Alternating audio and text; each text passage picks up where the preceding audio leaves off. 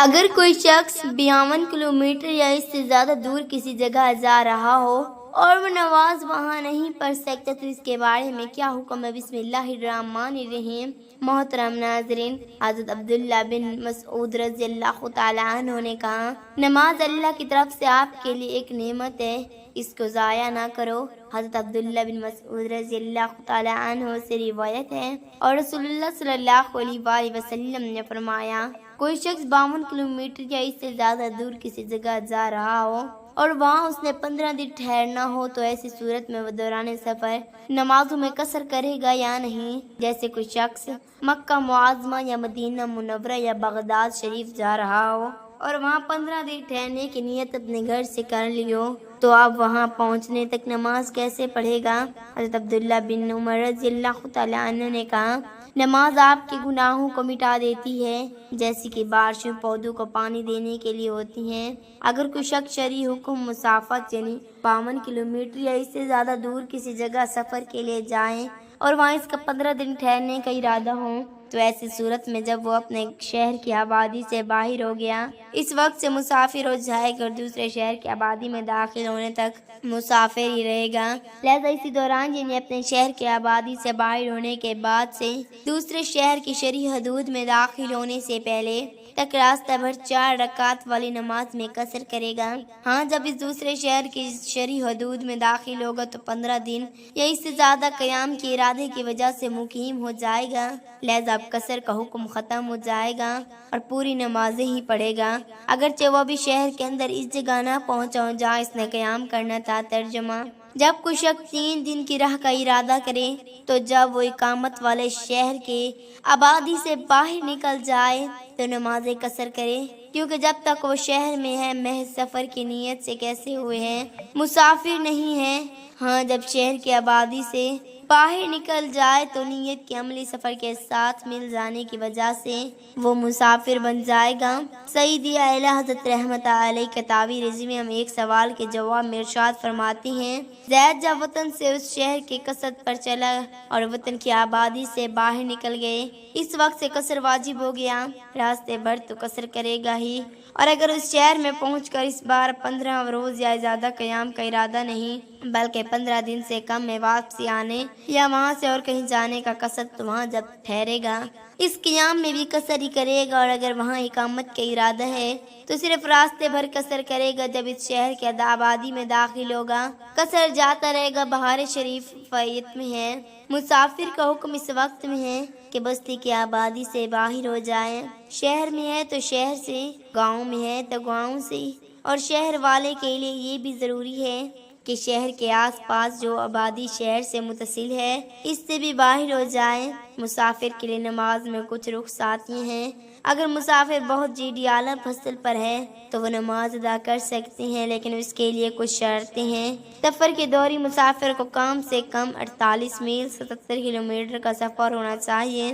سفر کی نیت: مسافر کے سفر کی نیت کرنی چاہیے۔ نماز کا قصر: مسافر نماز کا قصر کر سکتی ہیں یا نہیں؟ فرض نماز کو 2 رکعت میں ادا کر سکتی ہیں۔ نماز کا جمع: مسافر نماز کا جمع کر سکتے ہیں یا نہیں؟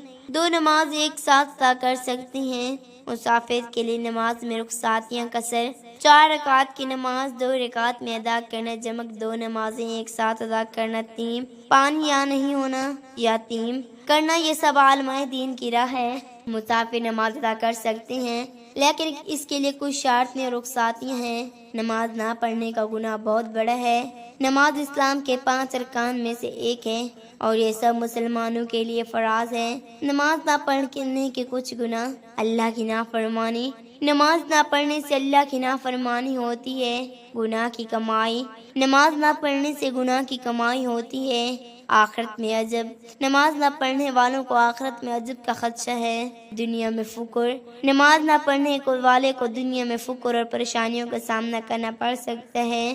رسول اللہ صلی اللہ علیہ وآلہ وسلم نے فرمایا، نماز نہ پڑھنے والا شخص اپنے گھر میں فقیر اور پریشان رہے گا۔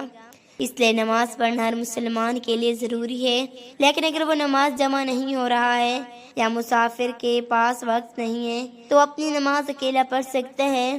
رسول اللہ صلی اللہ علیہ وآلہ وسلم نے فرمایا، مسافر کو نماز جمع کرنا چاہیے اگر وہ نماز جمع ہو رہا ہے، ورنہ وہ اپنی نماز اکیلا پڑھ سکتا ہے۔